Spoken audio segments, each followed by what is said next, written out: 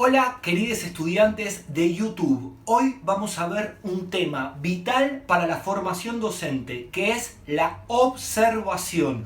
Cómo observar una clase, cómo utilizar la observación como una herramienta de enseñanza, es el propósito de esta nueva clase.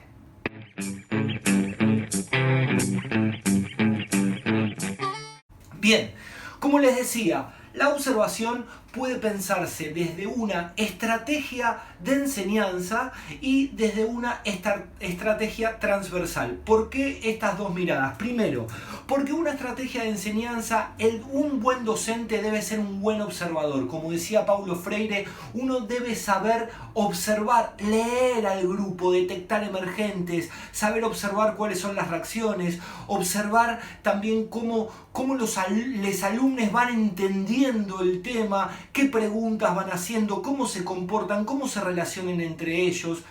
La observación es vital para el desarrollo docente, y una observación como una estrategia transversal te lo propongo porque si seguramente vos estás laburando o querés ser profesor y te mandan en práctica docente a realizar una observación, vos seguramente después de realizar esta observación vas a tener que utilizar diversos enfoques que fuiste aprendiendo en diversas materias, como puede ser psicología, filosofía, sociología, política, historia, fundamentos de la educación y un montón más, que te van a permitir analizar lo que observaste.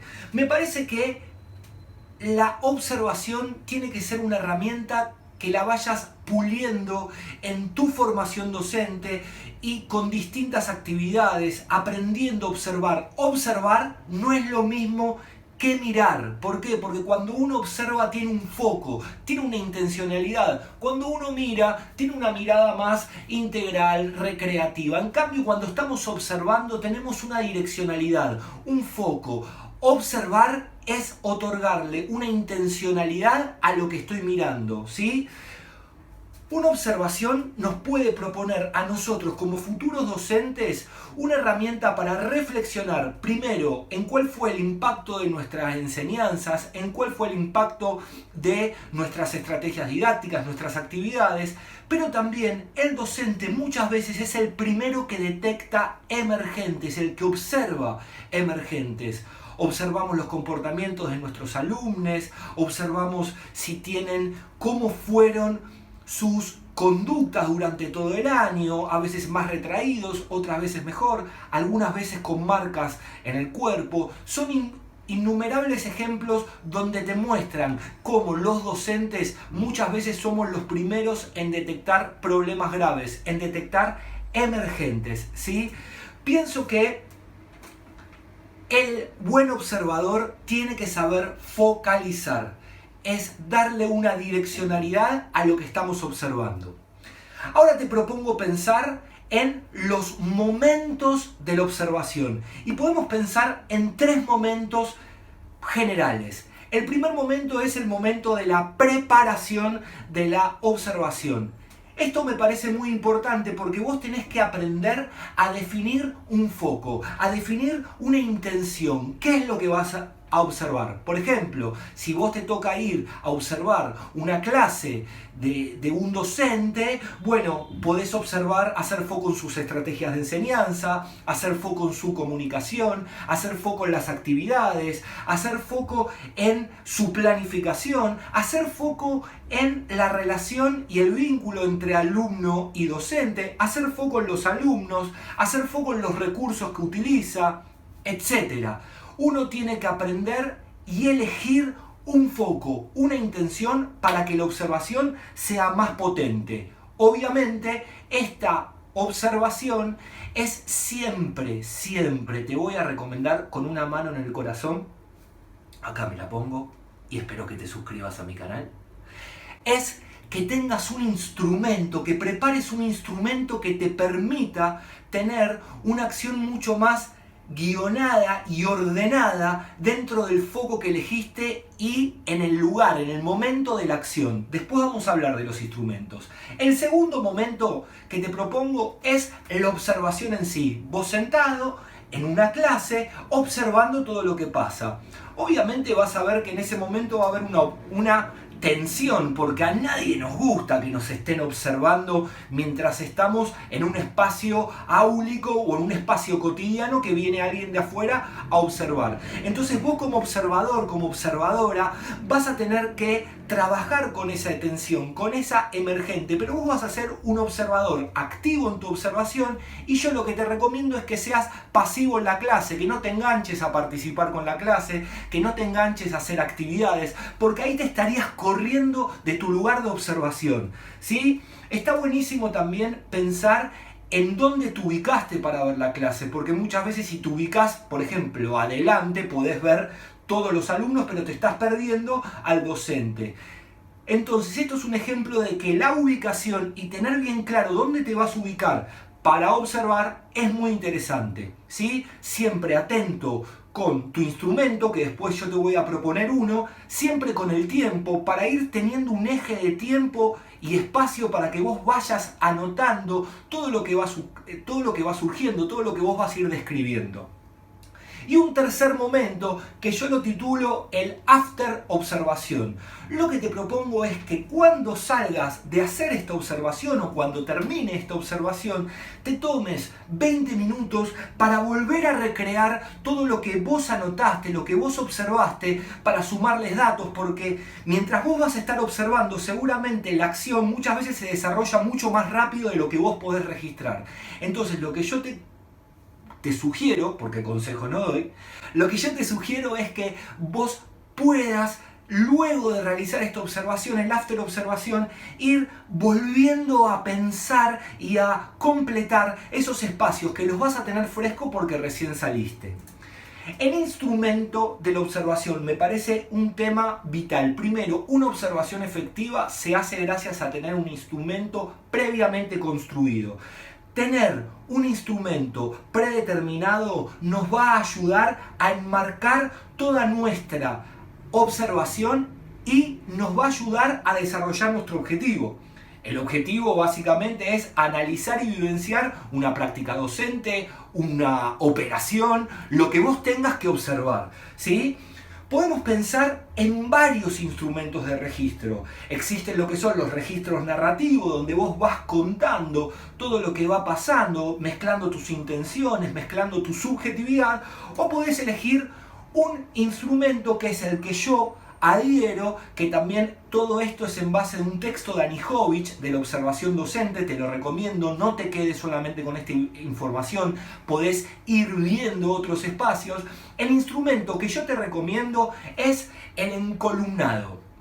¿Qué es un encolumnado? Podemos pensar en 4 columnas, en que vos vayas con 4 columnas y vayas llenándola a medida que vas haciendo la observación. En una columna, la primera columna, podemos pensar en la hora, el tiempo que va transcurriendo. No hace falta ir minuto a minuto anotando, pero vas a ir dándote cuenta que lo que vos vas observando va a tener como distintos tiempos en donde las escenas o lo que va transcurriendo va cambiando. Entonces lo que yo te propongo es que vos vayas teniendo un seguimiento de esa hora, de ese minuto, de ese tiempo que va transcurriendo, porque te va a permitir mucho más ordenar tu posterior análisis.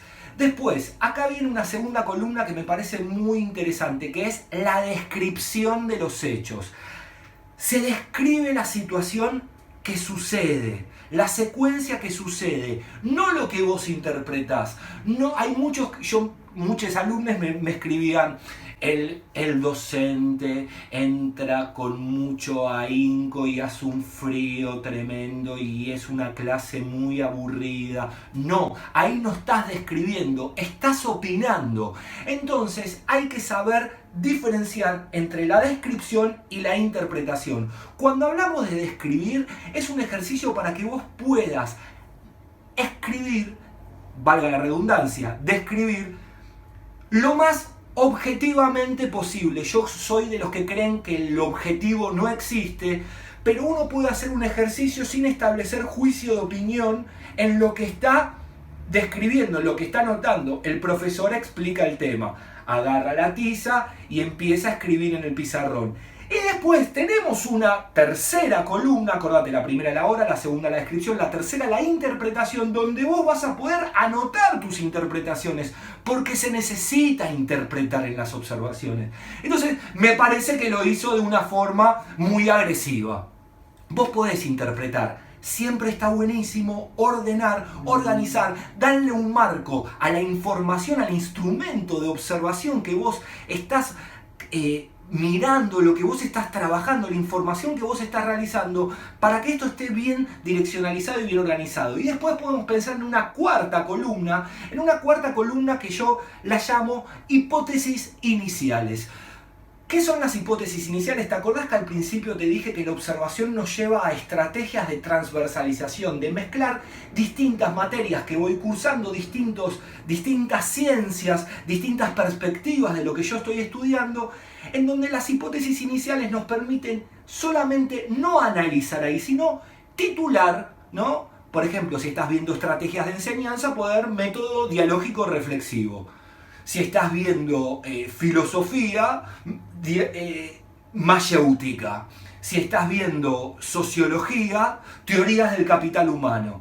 Ese fragmento que vos estás describiendo en esa columna, vos solamente titulás una hipótesis inicial que en el posterior análisis te va a permitir buscar una bibliografía, transversalizar y poder darle una articulación a lo que son el campus teórico-científico con tu trabajo de campo, con tu trabajo de información, de observación in situ. Aprender a hacer foco. Aprender a hacer foco es aprender a darle una direccionalidad, aprender a tener un marco para la observación. Siempre esto está buenísimo lo que trae Anijovic porque nos habla sobre esta mirada del extraño, de la extranjería, el extraño, viste, cuando entras por primera vez a un lugar que nunca más se repite esa sensación. Entonces está buenísimo esta extranjería porque te va a hacer mirar un montón de, podemos decir, un montón de focos, un montón de circunstancias que por ahí para el que está constantemente en esa cotidianeidad de esa situación no las puede ver. Es interesante ser un observador activo. ¿Qué significa? Un observador activo es el observador que está escribiendo, que está metido en su foco, que está analizando, que está describiendo la situación, que la está interpretando, que está mirando la hora. Eso es ser un observador activo. Eso es darle un marco activo a la circunstancia. Se puede llegar a ver posibles dificultades de la observación. Puede llegar a haber una tensión entre el observador y el observado. A mí me han venido a observar a clases donde uno está dando la clase y quiere y se siente medio presionado por la mirada del otro, ¿sí? Entonces ese puede ser un obstáculo. Está bueno que el docente, previamente vos tener una charla con él diciéndole que no lo vas a juzgar, que solamente necesitas ese espacio como un insumo para tu formación, ¿sí? Está buenísimo pensar en no caer en generalizaciones, ¿sí? No caer en tipificaciones, no caer en esta mirada generalista de las situaciones. Está bueno, mientras más calidad de registro, mientras más información vos puedas realizar en tu instrumento de observación, mejor potencialidad de análisis vas a poder tener. ¿Qué significa esto? Un buen instrumento, es muy probable que el análisis sea bueno. Si vos en tu observación de 2 horas solamente anotaste 3 cosas, y puede ser que tu análisis pierda efectividad y se pierda ese objetivo que vos querés realizar. Hay que seguir observando, hay que desarrollar la mirada, hay que desarrollar la observación como una técnica para formarte como docente, como profesional, pero por sobre todas las cosas es una técnica que te va a permitir en cualquier actividad humana poder tener una comunicación y llegar y lograr tus objetivos. Suscríbete a mi canal, al canal de Sebastián Fiorino.